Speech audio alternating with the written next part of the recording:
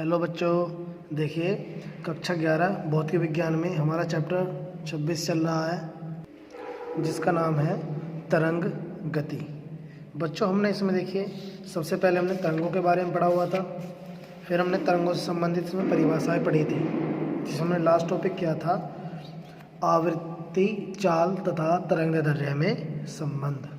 देखिए आज हम इससे आगे पढ़ने वाले हैं तरंगों के प्रकार।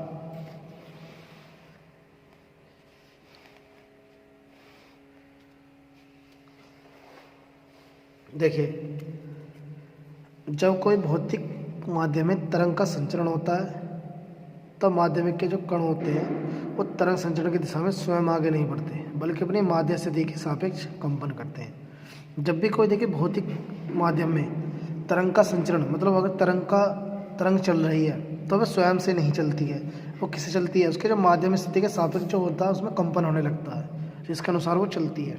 ठीक है। और देखिए जो हमारे पास माध्यम के कणों के कंपन की दिशा होती है उसके आधार पर तरंगों को दो श्रेणियों में बांटा गया है। नंबर 1 हमारे पास अनुदैर्ध्य तरंगे। ठीक है।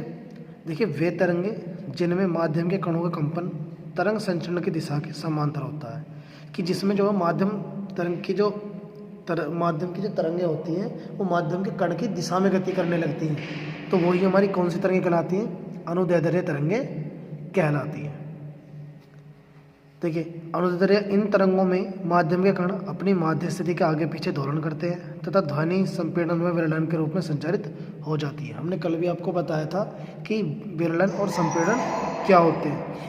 ठीक है। देखिए जो यहाँ माध्यम के कण दिखाए गए हैं उसमें क्या होते हैं? उसके समांतर गति कर रहे हैं। कैसे गति कर रहे हैं? समांतर। विरलन या संपीड़न इनकी दो स्थितियाँ होती हैं। देखिए अनुदैर्ध्य तरंग के संचरण के दौरान वे स्थितियाँ जहाँ कंपन करते हुए माध्यम के कण पास होते हैं, कण माध्यम के पास होते हैं वो संपीड़न कहलाती है, और जहाँ माध्यम के कण क्या होते हैं? दूर होते हैं वो विरलन कहलाता है। जहाँ पर देखिए माध्यम कण पास दिखाई दे रहे हैं आपको वो संपीड़न है, और जहाँ पर माध्यम के कण आपको दूर दिखाई दे रहे हैं वो हमारा विरलन कहलाती है। संपीड़न वाले स्थानों पर माध्यम का जो घनत्व का दाब अधिक होता है, जबकि विरलन वाले स्थानों पर कम होता है। जो वायु का दाब होगा देखिए घनत्व और उसका दाब होगा वो कहाँ होगा? संपीड़न में तो अधिक होगा और विलयन में क्या होगा? ज़्यादा, क्योंकि संपीड़न में क्या होता है जो माध्यम के कण होते हैं वो पास होते हैं। ठीक है। देखिए अनुदैर्ध्य तरंगें संपीड़न में विलयन के रूप में आगे बढ़ती हैं, जैसा हमें चित्र में देखिए मैंने आपको यहाँ दिखाया गया है। उसके बाद देखो उदाहरण जैसे वायु में चलने वाली ध्वनि तरंगे या आर्गन पाइप में वायु स्तंभ में कंपन। जब वायु में क्या होते हैं? चलने वाली जो ध्वनि तरंगे होती हैं जिन्हें हम वेव रेज कहते हैं। ठीक है। देखिए अनुदैर्ध्य तरंगों के गुण। नंबर 1 संपीड़न के स्थान पर दाब तथा घनत्व अधिकतम, जबकि विरलन पर इनका मान न्यूनतम होता है। देखिए संपीड़न के स्थान पर जब माध्यम के कण कैसे होते हैं? पास होते हैं, तो उन पर दाब और घनत्व अधिकतम होता है। लेकिन जब कब होता है? जब विरलन पर इनका मान न्यूनतम होगा। देखिए जब संपीड़न पर अधिक होगा तो विरलन पर उसका मान कितना हो जाएगा? न्यूनतम, कम हो जाएगा। किन्हीं दो क्रमागत संपीड़नों तथा दो क्रमागत विरलनों के बीच की दूरी तरंग की तरंगदैर्घ्य कहलाती है। हमने कल ही बताया था कि जो तरंगों के बीच की दूरी होती है उसे हम तरंगदैर्घ्य कहते हैं, और जो दो तरंगें होंगी संपीड़न की उनके तरंगों के बीच की दूरी को तरंगदैर्घ्य कहते हैं। नंबर 3 देखिए अनुदैर्ध्य तरंगे सभी प्रकार के माध्यमों जैसे ठोस, द्रव तथा गैस में उत्पन्न की जा सकती हैं। जो अनुदैर्ध्य तरंगें होती हैं वो किस में उत्पन्न की जा सकती है? तीनों माध्यमों में, ठोस, द्रव, गैस। ठीक है। निकटतम वाले संपीड़न तथा विलयन के बीच की दूरी कितनी होती है? λ/2 होती है। जो निकटतम वाले संपीड़न और विलयन होते हैं उनके बीच की दूरी कितनी होती है? λ/2।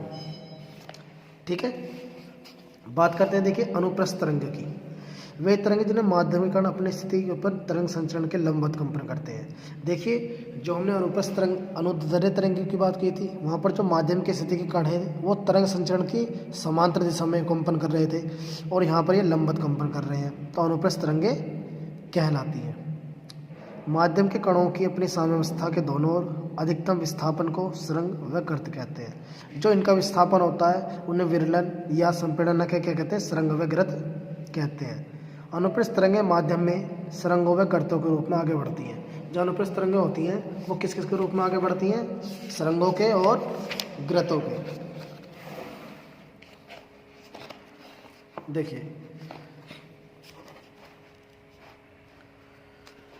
उदाहरण यहाँ पे दिया गया है, मैंने आपको बताया अधिकतम जो अधिकतम प्लस में चलती है, ठीक है, तो उसे सुरंग बोलते हैं, और जो न्यूनतम चलती है वो माइनस में चलती है अधिकतम, तो उसे गर्त बोलते हैं, ठीक है। और एक सुरंग से लेकर दूसरे सुरंग तक के बीच की दूरी को उसकी तरंग दैर्ध्य कहते हैं, जैसे कि देखिए चित्र में दर्शाया गया है, ठीक है। किसी शांत तालाब के पत्थर का टुकड़ा अगर फेंकते हैं तो पानी की सतह पर क्या होते हैं? तरंगे सुरंग व गर्त के रूप में तालाब के किनारे की ओर संचरित होने लगती हैं, जिन्हें हम लहरें कहते हैं। पानी के कण अपने ही स्थान पर ऊपर नीचे कंपन करते हैं। उस क्षण तालाब के कुछ भागों में जल ऊपर उठता हुआ होता है तथा कुछ भागों में नीचे दबा होता है। उठा हुआ भाग सुरंग तथा दबा हुआ भाग को गर्त कहते हैं। अब बात करते हैं देखिए इनके गुणों की। अनुप्रस्थ तरंगों के गुण कौन से होते हैं? अनुप्रस्थ तरंगे ऊपर की ओर अधिकतम विस्थापन की स्थिति को सुरंग कहते हैं, जैसे मैंने आपको बताया, और नीचे की ओर को अधिकतम विस्थापन को गर्त कहते हैं। और ये तरंगे सुरंग तथा गर्त के रूप में ही आगे बढ़ती हैं, कभी समांतर नहीं होती है, हमेशा लंबवत चलती है। इन तरंगों के माध्यम में उत्पन्न होने वाले दृढ़ता का गुण आवश्यक है। ये तरंगें जो होती हैं ये दृढ़ता के रूप में ही उत्पन्न हो सकती हैं। किन्हीं दो क्रमागत सुरंगों तथा दो क्रमागत गर्तों के बीच की दूरी को तरंग दैर्ध्य कहते हैं, जैसे कि मैंने आपको अभी बताया। निकट वाले सुरंग तथा गर्त के बीच की दूरी क्या होती है? λ/2 होती है। अगर एक सुरंग और गर्त के बीच की हम दूरी नापते हैं, उसकी दूरी कितनी होती है? λ/2 होती है, ठीक है स्टूडेंट्स। देखिए उससे आगे जो है मैं आपको 2-3 ये फॉर्मूले कराने वाला हूँ, ये आपको देखने हैं, ठीक है। देखिए तरंग की चाल, तरंग की चाल, तरंग की चालों को निम्न प्रकार द्वारा स्पष्ट किया गया है। जैसे अनुप्रस्थ तरंग की चाल देखिए कैसे। नंबर फर्स्ट है, अनुप्रस्थ तरंग केवल ठोसों में ही संभव है। जो अनुप्रस्थ तरंगें होती है केवल किस में संभव है? ठोसों में, क्योंकि ठोसों में दृढ़ता अधिक होती है और किसी ठोस में अनुप्रस्थ तरंग की चाल निम्न सूत्र से ज्ञात की जा सकती है। किस किस चाल से? देखिए V बराबर नीटा/d, ये n नहीं है यहाँ पर, इसे बोलेंगे नीटा। क्या बोलते हैं? नीटा। अंडर रूट में है नीटा/d। देखिए नीटा जो है वो ठोस के पदार्थ का दृढ़ता गुणांक है, कि ठोस पदार्थ कितना दृढ़ है, ठीक है। और d क्या है? उसका घनत्व है। इसी से हम क्या करते हैं? अनुप्रस्थ तरंग की चाल निकालते हैं। नंबर सेकंड पॉइंट है, जब किसी तनी हुई डोरी में अनुप्रस्थ तरंग की चाल निम्न सूत्र से ज्ञात कर सकते हैं। अगर किसी मान लिए डोरी से टंगा हुआ कोई हमारे पास पदार्थ है या तरंगें अगर उससे उत्पन्न हो रही है, तो वहाँ से अगर उसकी चाल ज्ञात करनी है तो V = T/m अंडर रूट में। देखिए टो क्या है? जो डोरी में तनाव बल होगा, तनाव बल वो उत्पन्न होगा उसे T से, कैपिटल T से, और जो स्मॉल m होगा वो डोरी की प्रत्येकांक लंबाई का द्रव्यमान होगा, ठीक है। और देखिए जैसे कि हम कह सकते हैं, माना डोरी की त्रिज्या r है तो डोरी के पदार्थ का घनत्व कितना हो जाएगा? d। तो m प्रत्येकांक लंबाई का आयतन कितना होता है? हम द्रव्यमान निकालते हैं, आयतन गुणा घनत्व। देखिए आयतन कितना होगा? πr², ठीक। ओ क्षेत्रफल गुणा दूरी, घनत्व d।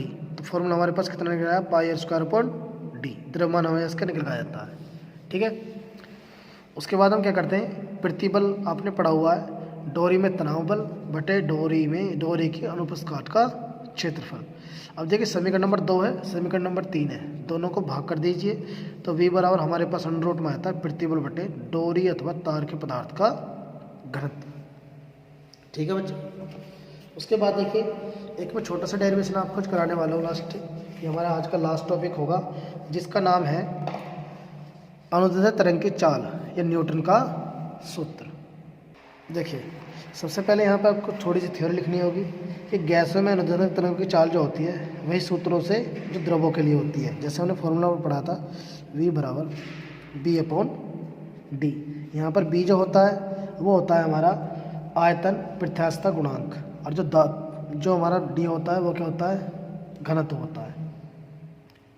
देखिए परंतु देखिए जो न्यूटन है उन्होंने यह माना था कि गैस का जो अणु का आयतन होता है, अणु का जो ताप होता है वो कैसे होता है? नियत होता है। तो हम जो है इस B की जगह पर, आयतन प्रतिसर गुणांक की जगह पर इसका दाब जो है वो रख सकते हैं। तो देखिए हमारे पास फॉर्मूला क्या आ जाएगा? V बराबर P/d, P/d।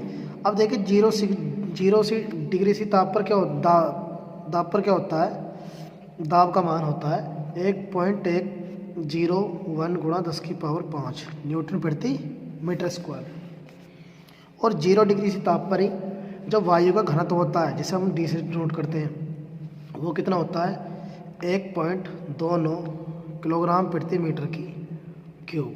अब देखिए हम यहाँ पर इनकी वैल्यू रख दें। पी की वैल्यू कितनी है 1.01 गुणा 10⁵ और यहाँ पर डी की वैल्यू रख दें तो कितनी हो जाएगी 1.29।